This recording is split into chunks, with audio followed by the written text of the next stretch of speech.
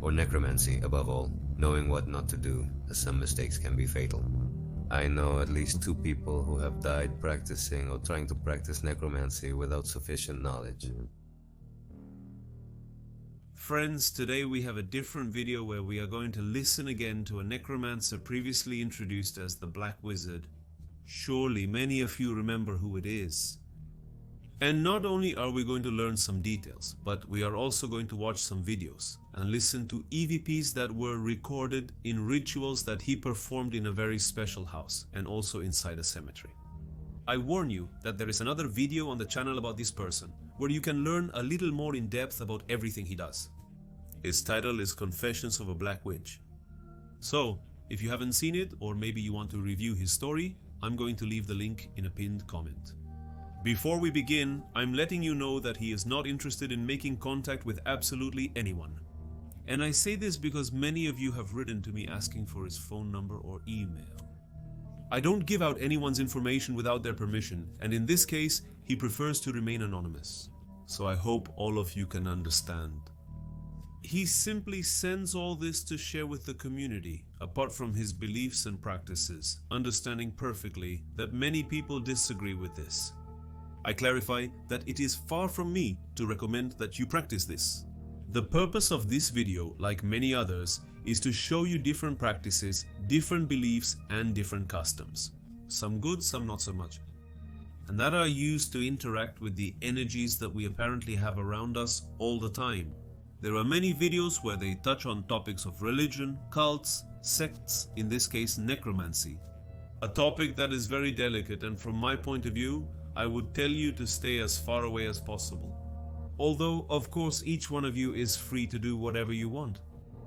Having said that, I invite you, as always, to check the pinned comment, where all the important links to my social networks are, the different ways to support the channel, to my secondary channel, Who Was, where every Sunday we have a new case to enjoy.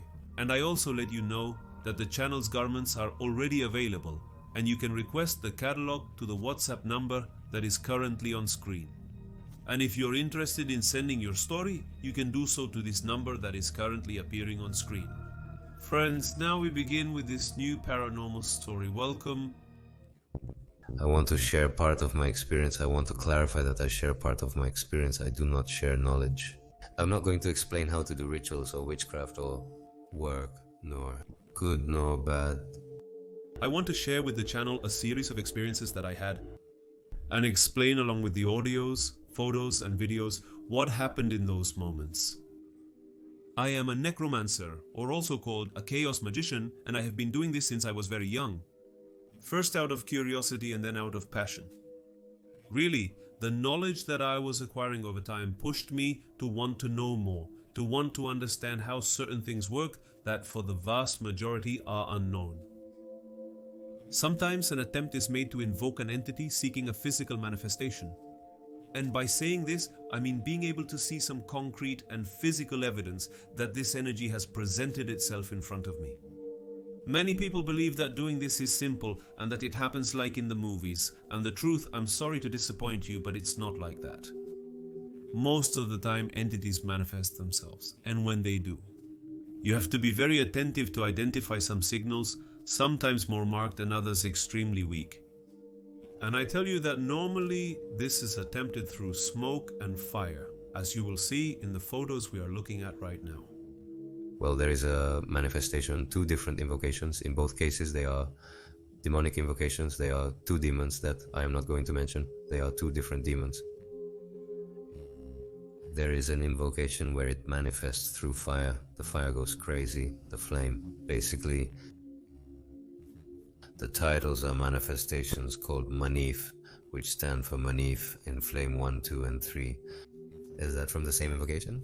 There are different photographs taken in the same invocation that I made to carry out a specific job. And the other one is 4 photographs in total. Manifestations that you see as the smoke starts to go crazy, starts to spin in circles, starts to take shapes, starts to become much thicker, denser. Let's say it takes on a density and wants to acquire shapes. What I show you, what I send you here is you're going to see manifestations in spirals. What does it do? Like spirals. but it starts to spin like this on itself, forming a kind of horns. In the photo, if you see them, they look like horns. Then, what's this? I had to take many photos, and they are screenshots from the video, also some where you can see a clearly demonic face. Are you going to see it? I want to make it clear that I normally don't record during invocation jobs, but sometimes what is felt is so intense, so heavy, and so marked that many times, as in these cases, I decide to make short videos or record some audios to try to capture something that escapes my ears during the process. I also share with you some psychophonies where you can hear shocking and quite clear sounds, but before you listen to them, I want to tell you how they were captured. Something that is surely going to be more than interesting, and a lot of people are not going to like this at all. I understand perfectly. In this first psychophony, I was doing a very important job of black magic, where beyond all the ritual, I was burning a cross that I had taken from the cemetery, along with dirt from the same grave. I anticipate saying that everything I take from the cemetery returns to the same place once the process is finished. A tomb cross on an abandoned grave. Which I take, do I make the payment? Isn't the whole protocol true so that nothing sticks to me, so that the larvae don't stick to me? These parasites are real, and I once experienced an infestation myself, but that's a different story. It's burning. A very old, very heavy metal cross, I don't know. The material is burning in a can, along with other items that I had thrown in, and I put it next to the window. You hear a scream I marked at the 3rd second, a scream that I don't hear at the moment. Everything recorded there, I currently do not hear it. It's a scream from a man, it seems, and in the end you can hear it. Like some murmurs that can't be clearly distinguished. The most evident, the clearest, is the scream at the 3rd second, 3.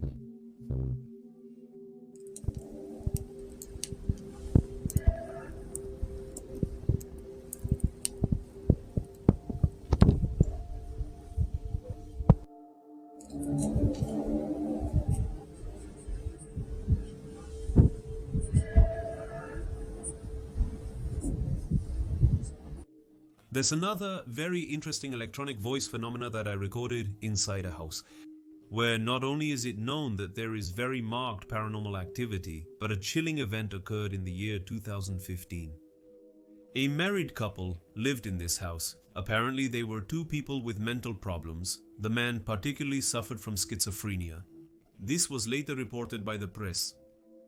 The issue was that one morning this guy had a psychotic outbreak, stabbed his wife, then killed their dog they lived with, and cut both bodies into many pieces.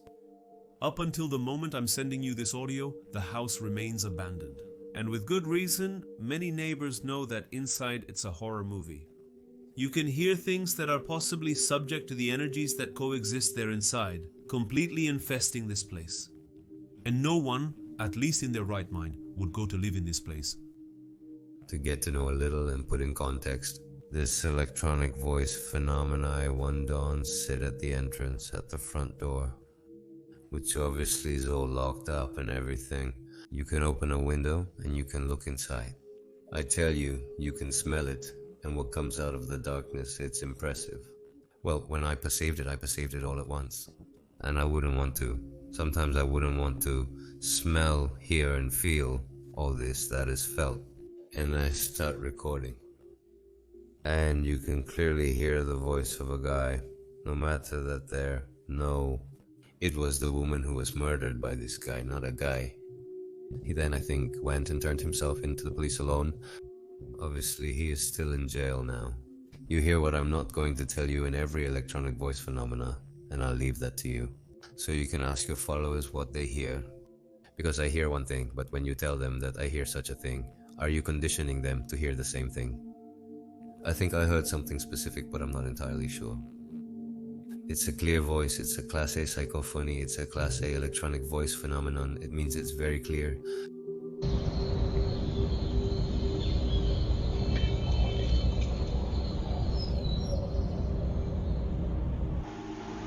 What do you miss from this life, from this world?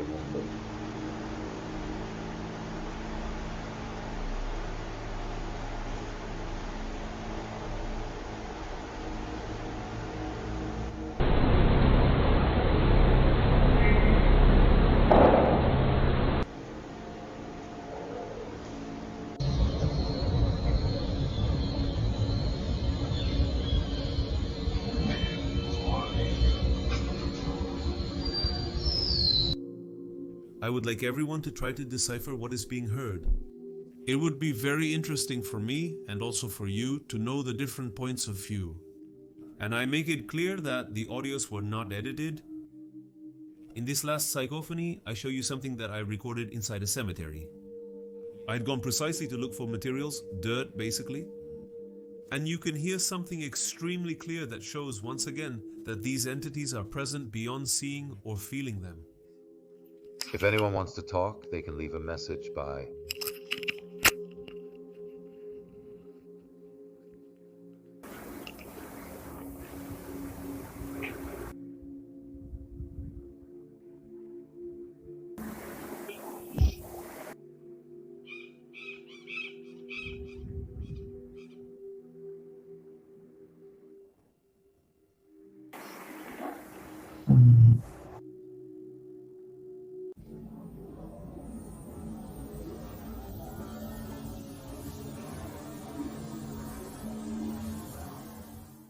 when I feel that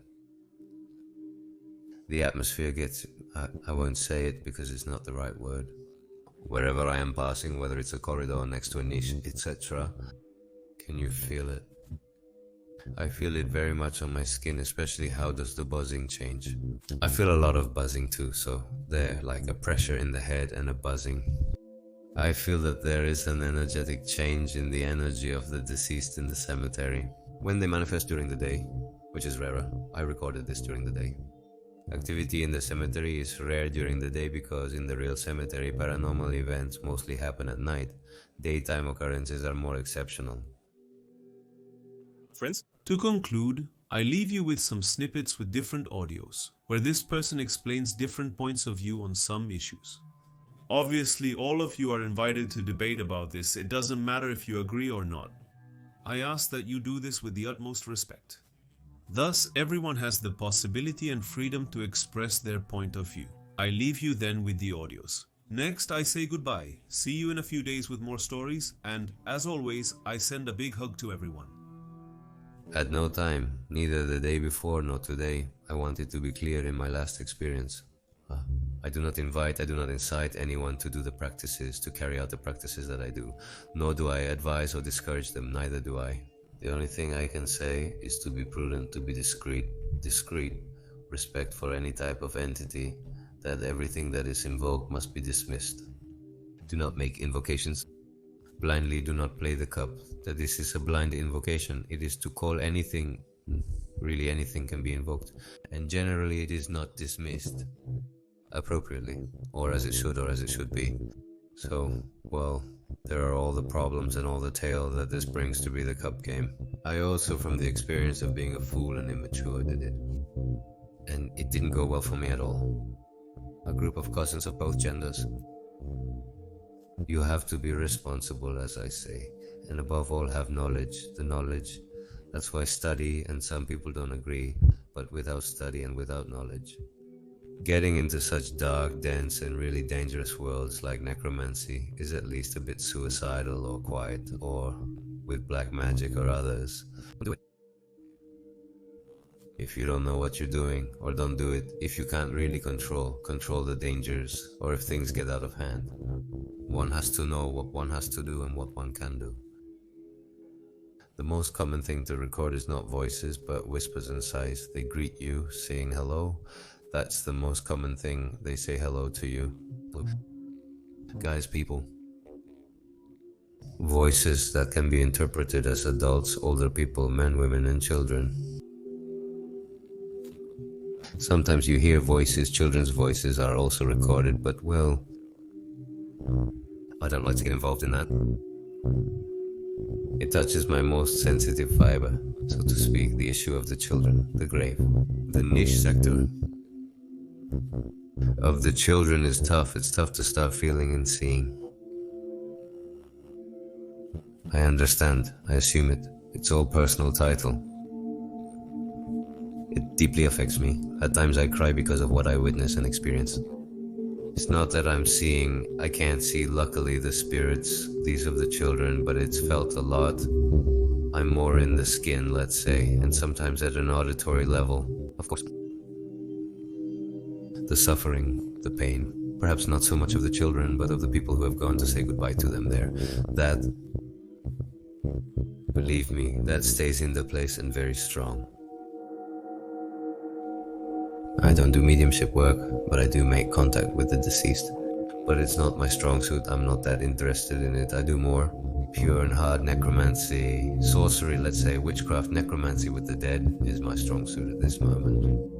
Apart from going through Satanism and other issues that I already talked about in the previous video, black magic with different entities, the somewhat real ones, I know because I can hear them when they are really making contact. And sometimes I see that in the comments no one posts, that the voices and the responses can be heard. It's like the deceased to everything the medium is saying that is not guessing, but perceiving. She can hear it in her head. She hears the voices of the dead, of the deceased, or she can feel the vibrations or thought forms can come to her. Everyone feels it differently. I hear the voices, and when these are genuine and true and I see that no one would comment on them, I often avoid giving my opinion to prevent controversy, but I can anticipate their responses based on what I hear. And I tell you that in that case, if this answer, this girl, because I say that in general they are women, is real and it's not true, I'm not making anything up. And I tell you another thing is that she says she can communicate with all the deceased or with any deceased man or woman. And at any moment she is lying because they are not always going to want or not always going to be able to communicate. Sometimes they simply don't want to talk to us, the person making the inquiry, or anyone at all. Or they can't. It's a big mystery, but it's like this sometimes. Contact is not possible.